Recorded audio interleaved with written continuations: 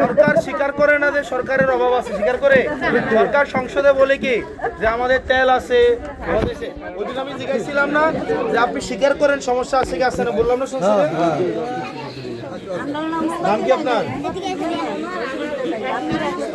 আচ্ছা আচ্ছা, এখন সরকার যেহেতু স্বীকার করে না, কিন্তু সারাদিন কারেন্ট থাকে না, আমরা এই কারণে একটা মোমবাতি করে দিই।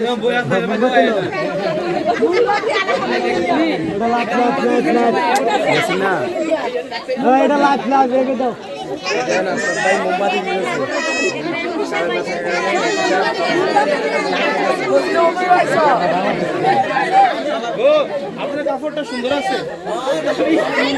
নম্বরের বর্ণে বেরিয়ে